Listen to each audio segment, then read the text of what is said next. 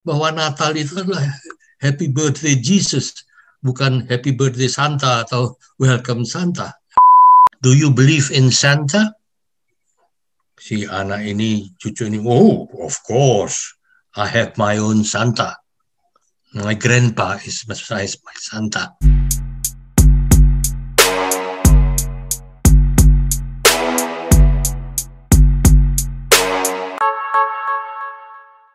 Halo Sobat KKI Melbourne, ketemu lagi dengan saya Peter Sanjaya di sini di channel KKI Melbourne di segmen Obaja, obrolin aja. Topik kita kali ini adalah kita akan membahas tentang Natal di masa yang dulu dengan Natal di masa kini. Nah, di masa zaman dulu kala itu sejauh apa? Tentunya sejauh dengan pada saat masa mudanya narasumber kita saat ini. Nah, hari ini saya sudah mengundang satu narasumber yang tentunya sudah boleh dibilang narasumber lintas generasi. Jadi kita mau tahu Natal zaman beliau pada waktu beliau masih muda dengan dibandingkan dengan Natal sekarang, itu bedanya apa sih? Gitu. Nah, selamat datang Pak Istas. Apa kabar Pak? Baik-baik aja. Thank you, Peter. Terima kasih sudah mau memenuhi undangan Obaja. Dan terima kasih juga mendapat kehormatan untuk diundang ke sini nih. Waduh, saya sebenarnya udah dua kali istilahnya mikirnya sampai berkali-kali nih. Sayanya udah kepikiran sebenarnya Pak Istas itu mau udah diundang, tapi sayanya ketakutan sebenarnya. Takut Obaja ini disabotase sama Pak Istas. Karena banyak yang bilang Pak Istas ini kan ya apalagi kemarin waktu di sharing kitab suci. Pak Istas sendiri bilang ya nggak bisa kalau ada jeda suara aja kosong gitu, pengennya ngomong aja ya. Itu saya udah, waduh ini undang apa enggak ya, saya udah takut itu. Itu memang teori penyiaran. Saya dulu kan kerja saya sebagai penyiar kan, jadi tidak boleh ada tempat yang kosong, harus diisi. Meskipun diisi dengan tapi harus ada suara. Pokoknya yang penting ada suara aja ya. Perkenalan dulu Pak, ini mungkin ada yang belum kenal Pak Istas mungkin ya, tapi di bagian East mungkin banyak yang udah kenal kali ya. Kenalan dulu Pak Istas ini siapa sih dan sejak kapan ada di KKI? Sejak kapan ada di KKI? Sejak awal mula. Jadi sejak berdirinya KKI, saya diikut sertakan sebagai pendiri. Itu kalau tidak salah 33 tahun yang lalu ya. Markus, Rufin, Istanto, ya itu 33 tahun yang lalu. Perkenalan diri. Mungkin ada yang belum kenal. Nama saya Istas Hidayat. Istas ini sebetulnya nama baptis saya, Eustasius. Tapi karena tulisannya itu IUSTA, Sius, Eustasius, jadi saya singkat menjadi Istas. IS ya. Karena ada juga Alexander jadi Iskandar kan, supaya lebih gampang. Maka Eustasius saya menjadi Istas. Saya sebetulnya datang ke Australia ini waktu masih muda, waktu usia 24 tahun. Begini, biasanya orang memperkenalkan diri itu lahir di mana, besar di mana. Saya lahir di Solo, besar di Semarang, dan lepas dari SMA saya ke Yogyakarta. Kuliah. Jadi saya ini berasal dari segitiga emas, Mas Solo, Mas Semarang, sama Mas Jogja. Selama ini, jadi saya datang ke Australia tahun 1971 sebagai specialist trainee. Saya melamar pekerjaan di Radio Australia dan saya didatangkan kemari sebagai specialist trainee untuk dilatih menjadi penyiar. Jadi background saya itu bukan penyiar. Saya dulu adalah aktor panggung di Yogyakarta. Dan tahun 71 saya diterima di Radio Australia. Mungkin karena saya bisa menerjemahkan dari Inggris ke Indonesia. Dan juga mungkin suara saya cocok untuk radio. Begitulah, jadi tahun 71 saya kemari dan setelah dilatih oleh ABC, oleh Radio Australia, saya bekerja selama 38 tahun. Wow. Dan 10 tahun atau 11 tahun yang lalu saya pensiun dari penyiar. Saya punya, bukan saya, istri saya punya 3 anak. Kami punya 3 anak, 1 perempuan, 2 laki-laki. Semuanya sudah mentas, semuanya sudah berkeluarga sendiri-sendiri. Yang perempuan putri itu Meisha Hidayat, itu ada di Melbourne sini dengan 2 putri. Jadi kami punya 2 cucu. Anak kami yang kedua laki-laki sekarang di Amerika, bekerja di sana sebagai computer scientist. Oke. Dan anak kami yang ketiga laki-laki juga ada di London, bekerja di bank. Jadi memang ya kami sekarang udah apa istilahnya itu empty nest. Jadi sarang yang sudah kosong. Jadi saya dengan istri saya sekarang. Dan karena saya udah pensiun sebagai penyiar, maka saya sekarang menjadi pendengar. Istri saya yang ngomong. Waduh.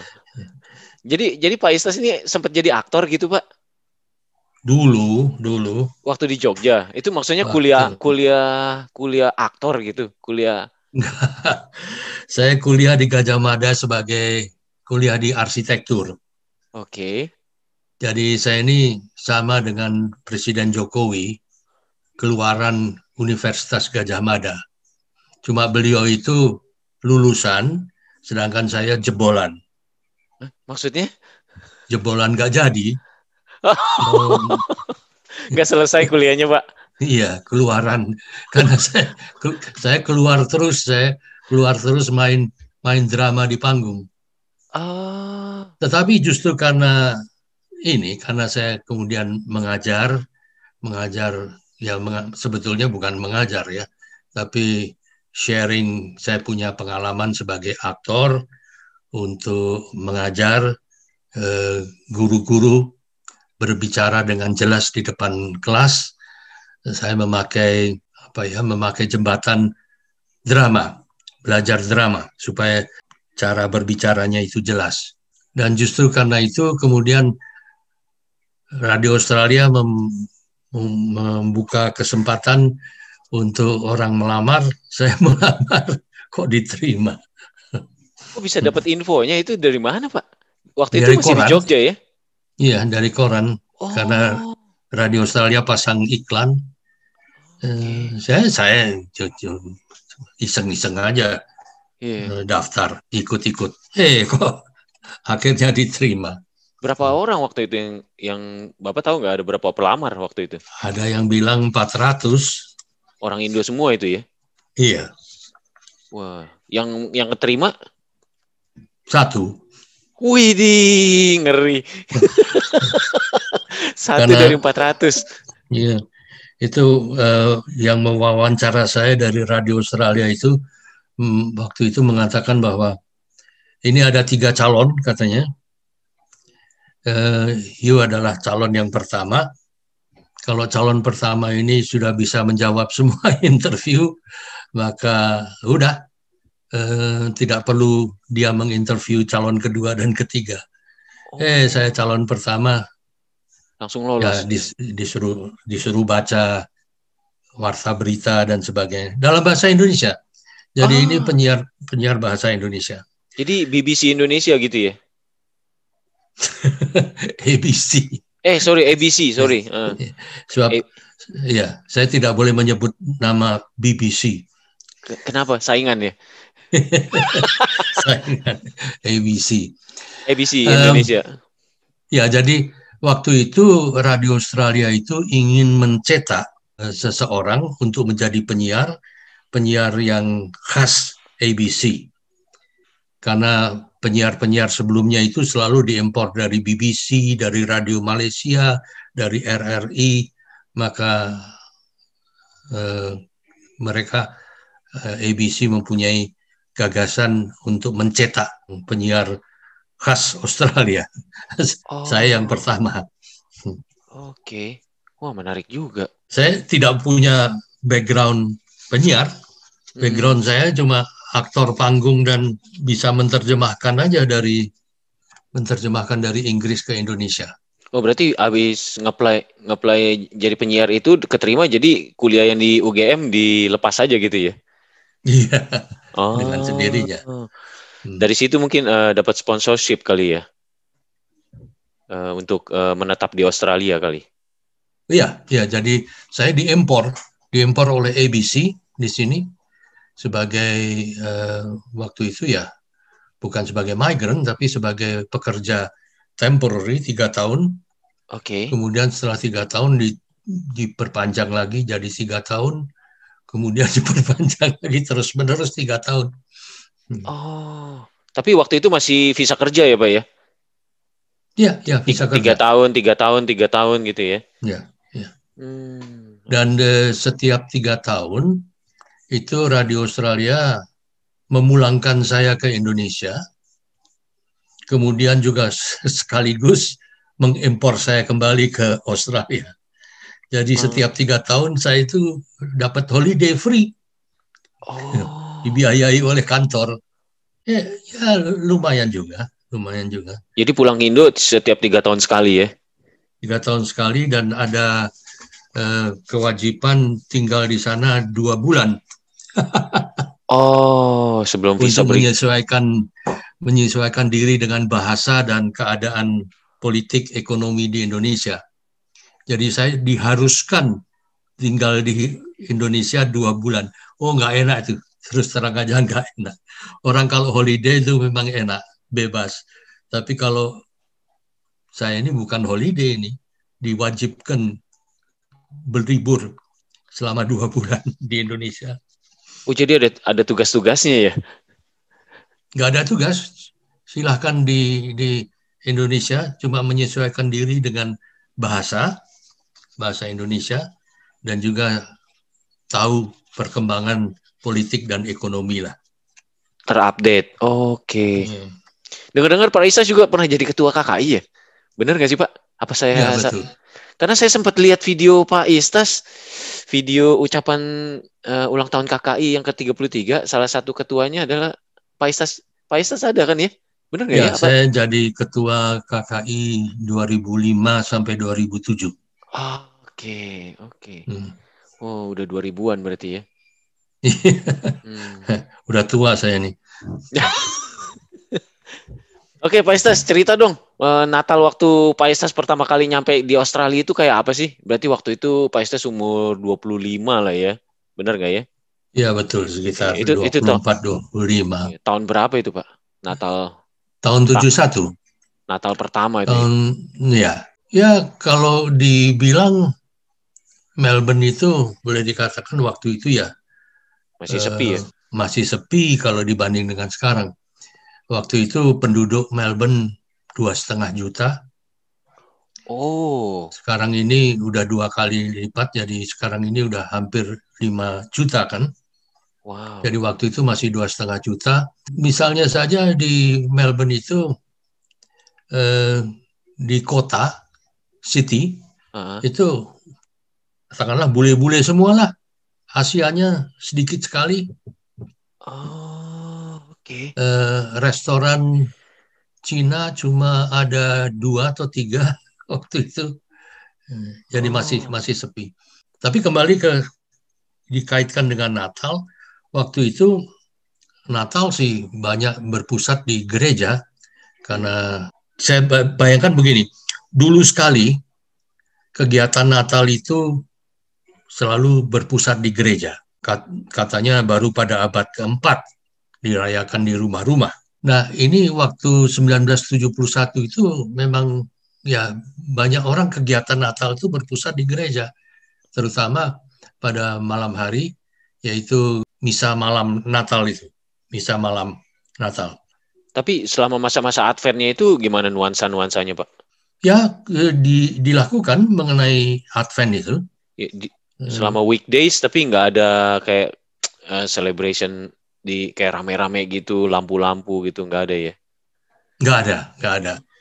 Sangat sepi sekali. Sepi. Ya. Dan meskipun waktu itu sesudah Konsili Vatikan II itu orang Katolik, ini kita bicara aja karena saya tahunya orang Katolik. Orang Katolik sudah disarankan untuk gembira. Jadilah orang yang gembira. Sebab sebelum Vatikan kedua itu, seperti juga di Indonesia, orang itu diminta untuk sengsara. Kalau mau jadi orang Katolik, jadilah sengsara. Sengsara serius di dunia ini supaya nanti bahagia di surga. Waktu Konsili Vatikan kedua dibalik. Gembira, bersukacitalah.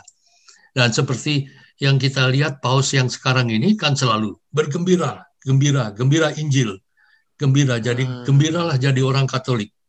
Jangan seperti dulu, selalu mukanya murung, sengsara di dunia ini supaya nanti bahagia di surga. Terus gimana di zamannya Pak Istas itu waktu tahun 71 gitu sudah ada Santa Claus nggak? Sinterklas sudah ada belum, Pak? Sudah ada. Oh, sudah ada. Sudah ada Santa Claus. Cuma Santa Claus ini kan baru tahun 80-an atau 90-an makin digiatkan kan. Digiatkan ini sejalan dengan komersialisasi. Oh, berarti Pak Istas sempat merasakan dong ya di mana Santa Claus ini kurang populer dan transisinya itu terasa ya sama Pak Istas ya. Figur Santa Claus ini ya dari tidak populer menjadi sangat populer sekarang, bahkan mulai nama Yesus ini udah mulai tidak terdengar kadang-kadang ya di gereja-gereja gitu. Betul.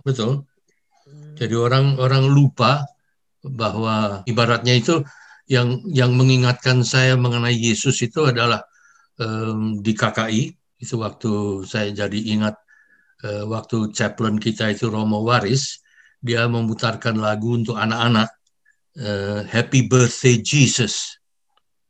Oh iya ya, saya pikir benar juga nih bahwa Natal itu adalah Happy Birthday Jesus, bukan Happy Birthday Santa atau Welcome Santa. Iya. Jadi itu karangan lagunya Pak Waris sendiri, Romo Waris sendiri, Pak Istas? Enggak, itu sebetulnya lagu itu sudah ada lama, tapi Romo Waris pandai sekali, dia ambil itu kemudian terutama untuk Sunday School di kalangan kakak itu, Happy Birthday Jesus.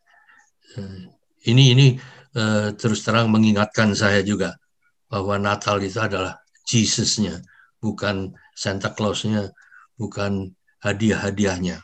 Jadi kembali ke tahun 70-an itu, ada misa Natal dan kemudian mulai berkembang untuk keluarga-keluarga juga diadakan misa Natal. Namun misa Natalnya bukan jam 12 malam, tapi mulai dari jam 6 sore atau jam 7 sore, mulai misa untuk keluarga, untuk anak-anak. Okay. Dan nanti baru jam 12 misa untuk dewasa. Saya ada satu lagu mengenang tahun itu. Saya ada lagu Natal, lagu Indonesia, yang mungkin bisa saya putarkan di sini. Share. Lagunya dibawakan oleh Kus Plus. Kus Plus bukannya Muslim ya Pak ya? Oh, ada satu atau dua, dia Katolik juga. Oh, oke. Makanya bisa bikin lagu Natal. Nah, bisa nih.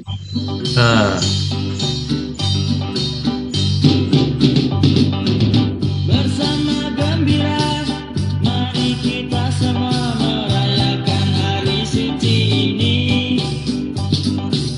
Semua bersyukur, semua memujikan kebesaran yang Maha Penyayang. Bernyanyi-nyanyi bergembira, hari Natal suci telah tiba.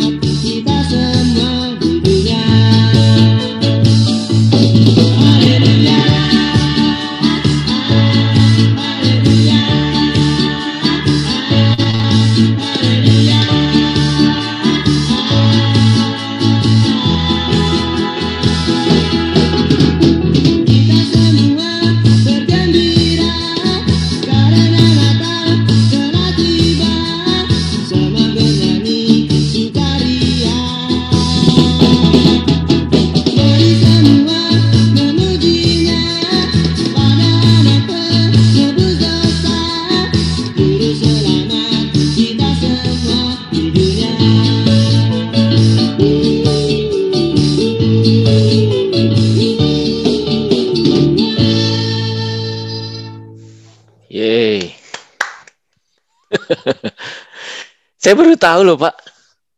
Ini Kus Plus punya lagu Natal. Soalnya saya nggak ngikutin semua lagu-lagunya sih. Baru tahu Ya, saya. saya rindu sebetulnya pada masa itu di mana kita tidak bicara mengenai soal agama. Seakan-akan semua orang itu ya agamanya sama, tidak pernah dipersoalkan mengenai soal agama ini. Baru belakangan ini saja pengkotak-kotakan agama itu begitu kuat.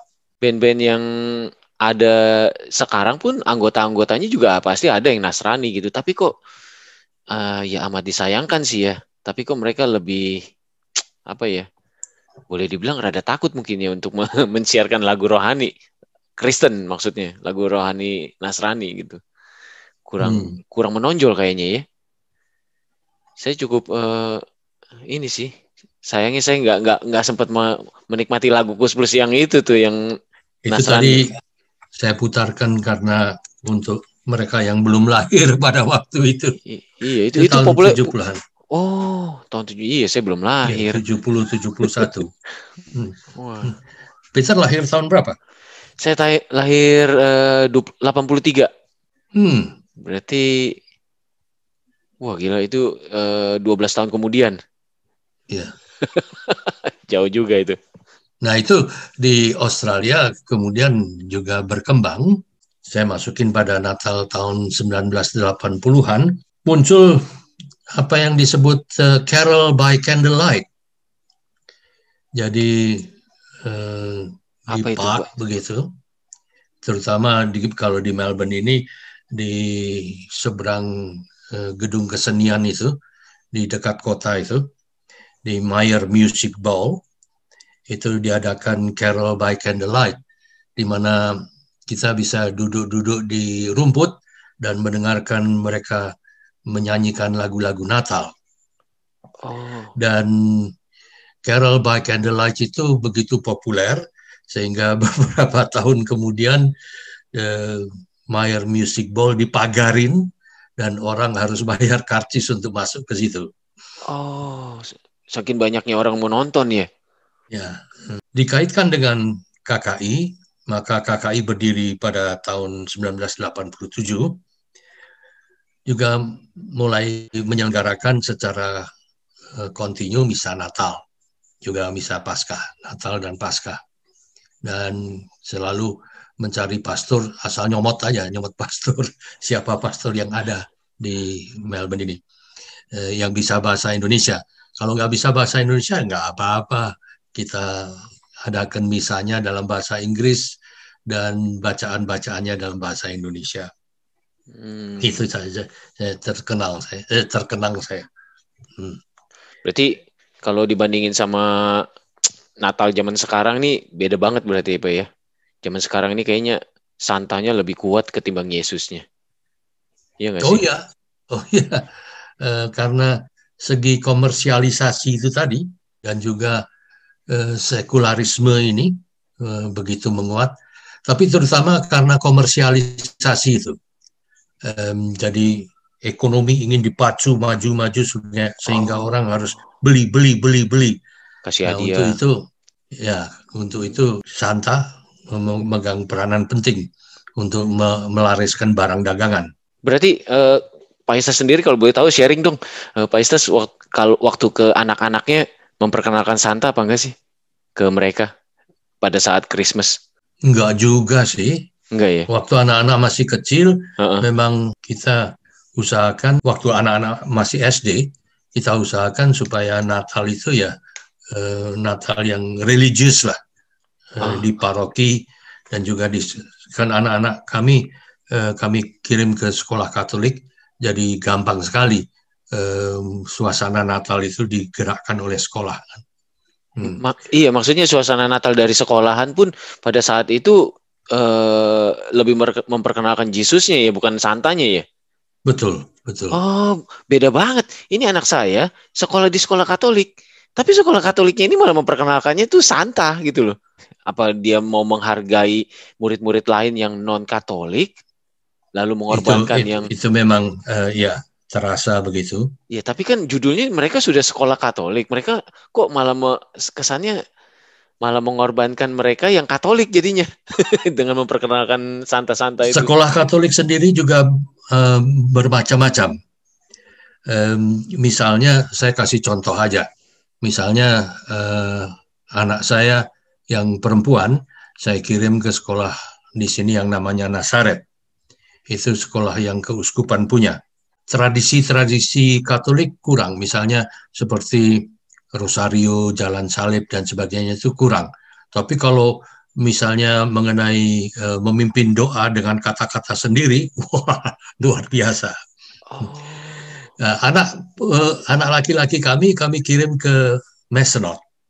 Itu sekolah yang dikendalikan oleh pastor Oblate. Nah, itu tradisi-tradisi misalnya Jalan Salib, kemudian tradisi Natal, itu kuat sekali. Rosario itu kuat sekali. Jadi memang antara sekolah Katolik satu dengan sekolah Katolik lain memang ada bedanya. Okay. Bahkan paroki pun juga ada bedanya.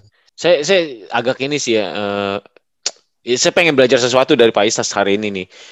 Saya pengen sharing, tapi saya pengen dengar komentar Pak Istas dari apa yang saya sharingkan ini ya. Jadi saya agak terhakimi lah, boleh dibilang gitu. Saya sebenarnya ngedidik anak saya itu tidak dengan Santa. Saya ceritakan dari awal bahwa Santa itu is not real gitu loh. Jadi mereka sudah tahu bahwa kalau dapat hadiah itu Yesus kasih papi kerjaan, rejeki buat bisa beliin hadiah buat kamu gitu loh. Jadi saya ngomongnya begitu gitu, Pak Isnas. Tapi saya nggak usah sebut nama pastornya gitu ya. Jadi saya lihat ada di YouTube gitu. Kenapa kamu harus apa ya istilahnya menghilangkan fantasi itu gitu loh? Itu nggak apa-apa istilahnya. Biarkanlah anak-anak berfantasi dengan Santa, Sinterklas gitu, dapat hadiah setiap Natal gitu, nggak apa-apa gitu loh. Tapi kok saya sepertinya hati kecil saya tuh merasa ini tidak benar gitu loh. Ini semacam kebohongan, softly lie gitu loh. Berbohong secara halus dengan kebaikan gitu loh, memberi hadiah. Tapi sebenarnya kan ini bohong gitu loh. Menurut saya ini ya, ini pendapat pribadi Pak Istas. Tapi kalau saya diamkan saja, terserah pada sekolah itu. Nanti anak itu sendiri setelah besar dia akan bertanya sendiri kok percaya pada Santa atau tidak. Enggak, maksud saya lebih ke orang tuanya nih. Jadi saya juga begitu, biarinin aja sekolahnya mau kayak apa juga. Tapi saya pribadi, saya nggak mau menceritakan tentang Santa gitu loh ke anak saya gitu loh. Nah, saya pengen tahu nih kalau menurut Pak Istas hal seperti ini nggak sih? Oke nggak sih? Karena saya juga banyak diceritakan atau tidak begitu. Iya, karena saya sejujur aja banyak teman juga yang ngeritik saya gitu. Ya ampun, kasihan amat anak kamu gitu loh. Nggak pernah dapetin apa istilahnya cerita-cerita ini gitu loh. Jadi fantasi-fantasinya segala macam. Jadi kasihan lah istilahnya mereka kayak. Ya, jadi ini posisi saya seperti terhakimi sebenarnya. Nah, cuma mau belajar aja nih dari Pak Istas. Menurut Pak Istas ini sebaiknya ceritain apa enggak sih? Cerita tentang Santa ini yang memberi kado. Ada seorang anak kecil, anak dari atau cucu dari kawan saya yang di sekolah ditanya oleh temannya, "Do you believe in Santa?" Si anak ini, cucu ini, "Oh, of course, I have my own Santa. My grandpa is my Santa." Oh. Jadi si anak itu sudah tahu Santa itu nggak benar. Baru kecil-kecil. Jadi biarkan itu nanti kan akan dewasa sendiri. Tapi kan setidaknya kalau misalkan dari kecil saya udah cerita misalkan, oh, ini kamu setiap Natal dapat kado karena kamu jadi anak baik gitu. Dikasih hadiah nih dari Santa gitu. Itu kan sebenarnya saya bohong. Iya nggak sih, Pak? Bohongnya itu kan untuk anak itu you harus menyesuaikan dengan kedewasaan berpikirnya dia. Karena dia masih anak-anak, you harus kasih cerita anak-anak. Jangan dikasih cerita orang dewasa. Oke. Tapi anak saya mah nyampe lu otaknya, Pak. Waktu saya bilang bahwa ini rezeki dari Yesus gitu. Ya dia awalnya nanya sih rezeki itu apa gitu, dia nggak ngerti. Ya uang gitu, saya bilangnya uang gitu, dikasih kerjaan, uang, ini ada uang. Papi beliin hadiah buat kamu ya, karena Yesus sudah kasih rezeki. Papi bagi-bagi ya sama kamu gitu. Ini ya, karena ini hari Natal juga gitu loh. Saya sih bilangnya begitu. Jadi saya bukan cerita bahwa itu Santa. It's okay. It's okay ya. Cuma saya kurang serak aja kalau saya cerita bahwa ini dari Santa gitu. Kesannya saya bohong. Dia nanti sendiri juga ngerti kok. Ini cuma bohong. Oh iya ya. Nanti you akan ditegur oleh anak. Come on, Dad. You believe in that? Malah dicengin sendiri sama anaknya. Pak Istas, menurut Pak Istas kesannya bagaimana nih Pak? Menurut Pak Istas, opini pribadi Pak Istas lah tentang Natal tahun yang sekarang ini. Mau dengar komentar Pak Istas? Ya ini makin lama makin terasa soal komersialisasi Natal itu dan juga sekularisasi Natal. Natal ingin dijauhkan dari agama. Seperti yang saya lihat saja tahun ini saya dapat kartu dari Daniel Andrews, Premier of Victoria. Kartu apa sih ini maksudnya? Sebetulnya kartu Natal, tapi yang saya herannya kartu Natalnya ini tidak menyebutkan Selamat Hari Natal, tapi Happy Holiday. Coba ini misalnya saya share screen sekarang. Iya nih. Ya gini. Ya ini kalau you lihat ini memang Happy Holiday dan ini Daniel Andrew kan orang Katolik, jadi dia sekarang udah mulai apa yang namanya political correct, nggak mau mengucapkan Selamat Natal, tapi hanya Happy Holiday saja. Meskipun masih ada pohon Natal, ornamen kekristenan, simbol-simbol kekristenan. Jadi ini ada nuansa politiknya di sini ya untuk memenangkan pemilihan juga ya, untuk merebut hati non Kristen ya. Mungkin juga. Kok Pak Istas bisa dapetin kartu ini? Maksudnya dari mana maksudnya? Kebetulan Daniel Andrews ini adalah dulu dia dari Mulgrave. Maksudnya? Saya tinggal di Mulgrave. Saya jadi Daniel Andrews itu adalah wakil kami di parlemen. Daerah pemilihannya Daniel Andrews itu Mulgrave sini. Jadi semua residen di Mulgrave dapetin kartu ini gitu? Saya kira begitu. Oh, oke. Berarti ini boleh dibilang semacam penyangkalan kekristenan nggak sih, Pak Istas? Ya itu sebetulnya nggak perlu disebut penyangkalan ya, tapi ini memang perubahan zaman ya. Perubahan zaman, jadi memang ya kita harus menyesuaikan diri dengan perkembangan zaman. Seperti halnya Konsili Vatikan sendiri, Konsili Vatikan kedua ini. Dulu Katolik itu memegang monopoli. Sekarang Katolik bukan memegang monopoli, bahwa Katolik bilang bahwa di agama lain ada juga kebenaran.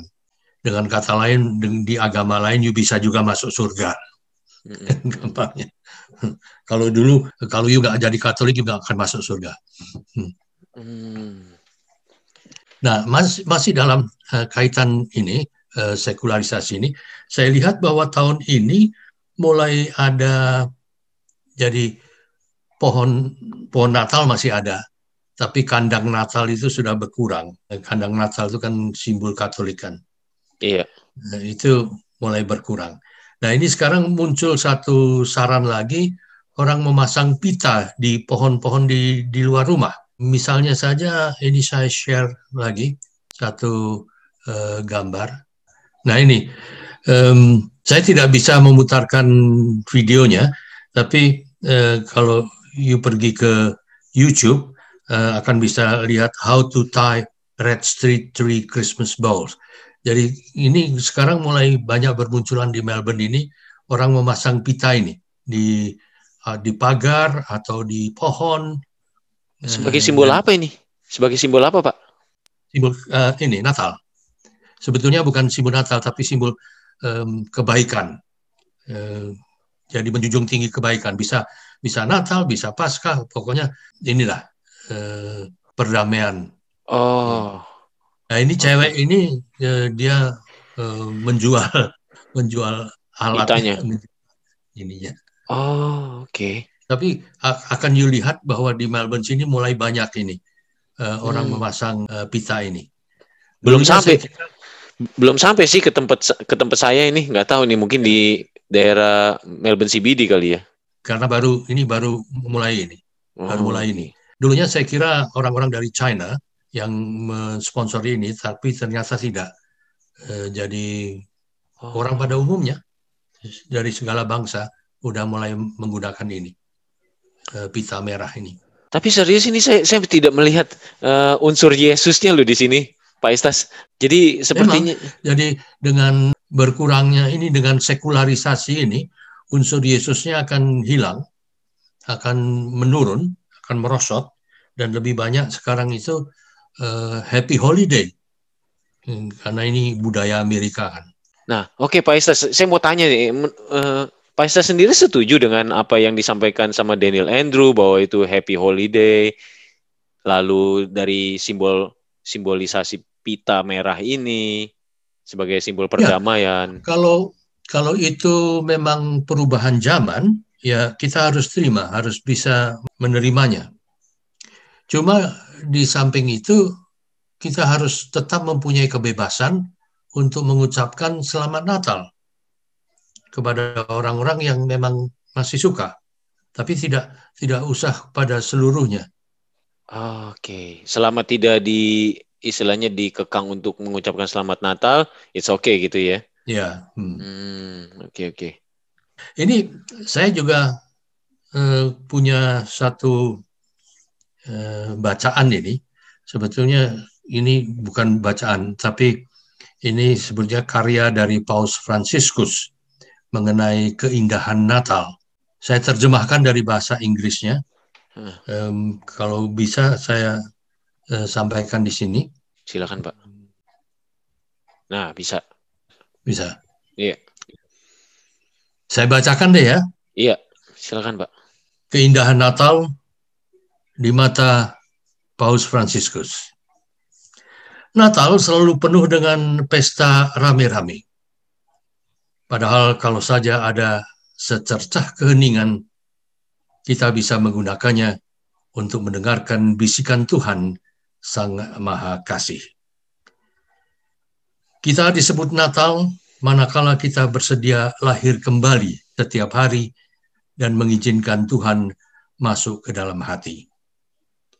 Kita disebut pohon Natal manakala kita berdiri teguh menghadapi badai kesulitan hidup. Kita disebut hiasan Natal manakala tindakan kebaikan kita menghiasi hidup ini. Kita disebut lonceng Natal manakala kita mengumandangkan seruan untuk berhimpun bersama dan membina persatuan. Kita juga disebut terang Natal manakala kita menyinari jalan hidup orang lain dengan kebaikan hati, kesabaran, sukacita, dan murah hati. Kita disebut malaikat Natal manakala kita menyanyikan lagu-lagu perdamaian, keadilan, dan cinta kasih ke seluruh dunia. Kita disebut bintang Natal manakala kita mengantarkan seseorang untuk berkenalan dengan Tuhan. Kita juga disebut tiga raja manakala kita memberikan sesuatu yang sangat berharga kepada siapa saja, tidak peduli siapa orangnya. Kita disebut lagu-lagu Natal manakala kita mengatur keharmonisan nada-nada hidup dalam diri kita.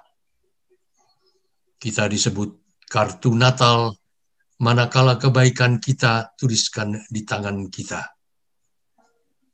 Kita disebut ucapan Selamat Natal manakala kita memaafkan, mengampuni, dan merajut kembali kerukunan sekalipun kita sendiri menderita. Kita disebut santapan Natal, manakala kita memenuhi kebutuhan pangan dan memberikan harapan kepada si miskin di sebelah kita.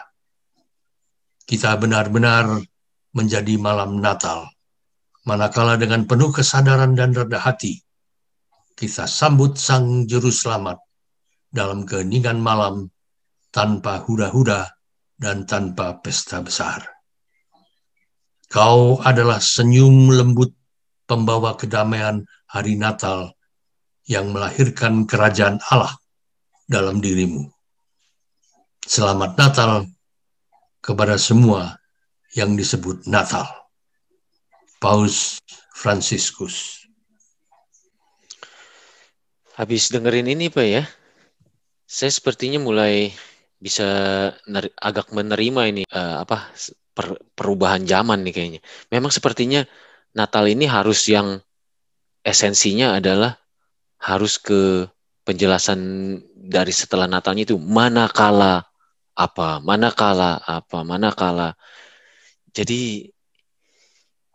saya mulai berpikir bahwa memang perubahan zaman ini kita harus sebagai seorang Katolik ini harus mulai bisa fleksibel kali ya. Tidak terlalu kaku, jadi mulai melihat keluar kali ya.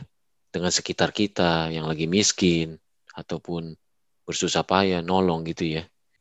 Mengenai soal keluar nih, Paus Fransiskus ini memang hebat juga. Dia mengatakan bahwa Yesus mengetuk pintu hatimu, bukan minta masuk, tapi mau mengajak kamu keluar. Oh, itu dari Paus Fransiskus juga itu ya? Ya. Oh, oke. Ini kan Paus ini kan pandai sekali menggunakan satu perumpamaan atau ungkapan yang pendek-pendek begitu. Wow. Tapi mengena sekali. Seperti halnya ada juga kata-kata yang saya senangi itu mengenai korupsi. Dia bilang bahwa korupsi itu seperti orang yang mulutnya bau.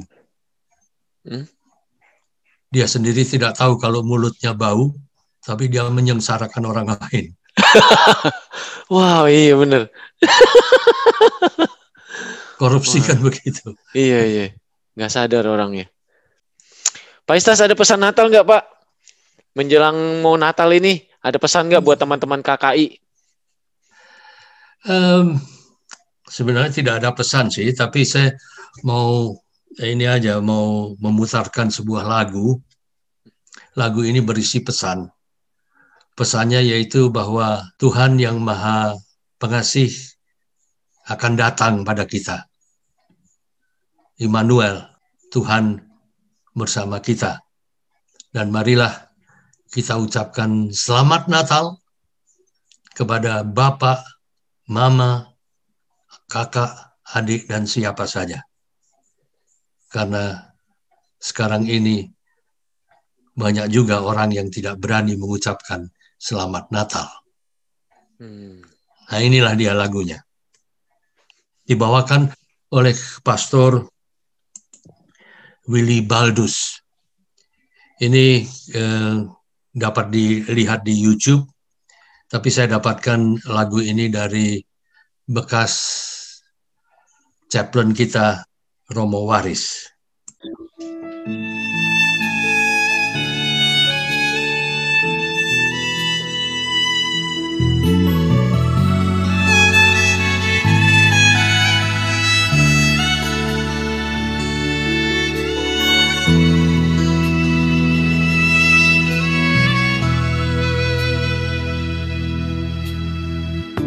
Dedaunan usang hijau kembali, bunga mekar berseri di rintik hujan. Di pohon itu bintang bersinar terang, pertanda cinta. Hari Tuhan datang.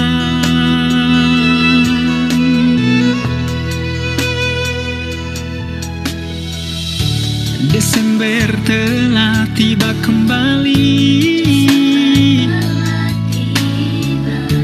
Kenangan itu kan terulang lagi.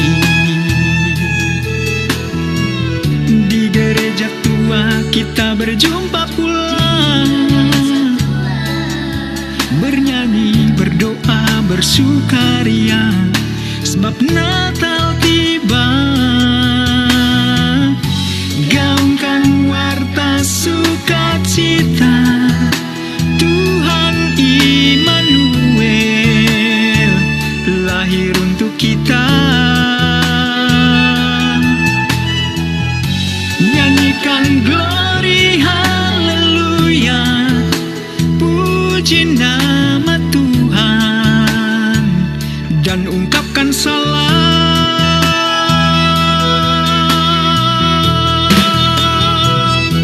Selamat Natal dan Tahun Baru, Bapa Mama, kakak dan adik. Damai Natal tinggal di hati, dan Tahun Baru penuh berkat untuk sayangnya. Selamat Natal dan Tahun Baru untuk basudara dan kita semua. Tak mungkin semua kita bersua di hari Natal ini, hanya salam dan doa dari hati tulus. Tuhan jaga kita, beri berkat untuk kita semua.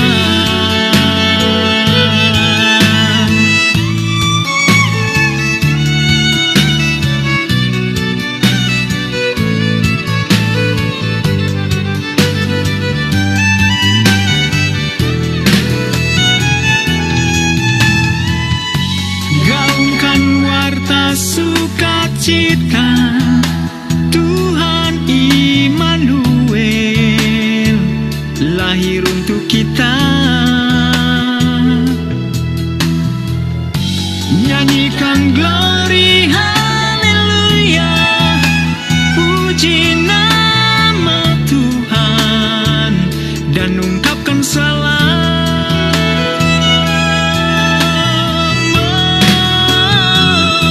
Selamat Natal dan Tahun Baru untuk Bapa Mama,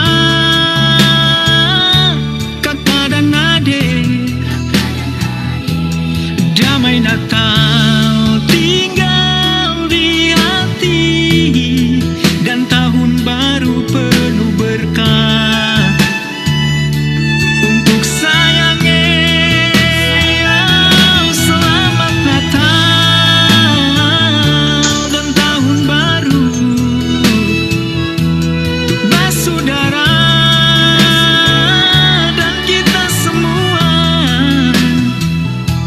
Tak mungkin semua kita bersua di hari Natal ini, hanya salam dan doa dari hati tulus. Tuhan jaga kita, beri berkat untuk kita semua.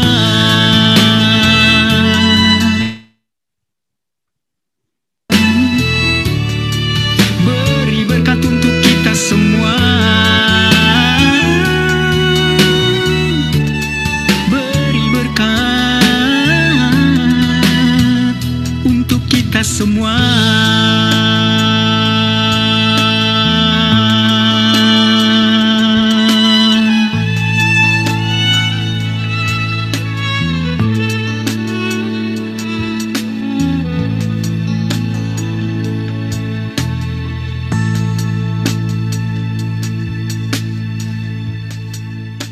Suaranya bagus banget ini, Pak. Bagus ya. Suaranya mirip ini, siapa sih itu? Yang nyanyi rumput yang bergoyang itu. Tanyakan pada rumput yang bergoyang itu sih. Ebit GAD. Ah, iya benar-benar itu yang Ebit. iya. kita mesti telanjang.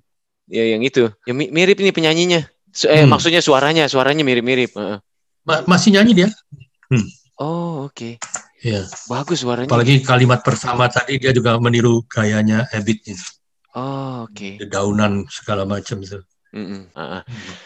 Aku closing dulu deh, Pak ya. Yuk. Aku rasa gitu aja deh sharing dengan Pak Istas tentang Natal masa lalu dengan masa kini ya. Sepertinya saya belajar sesuatu hari ini.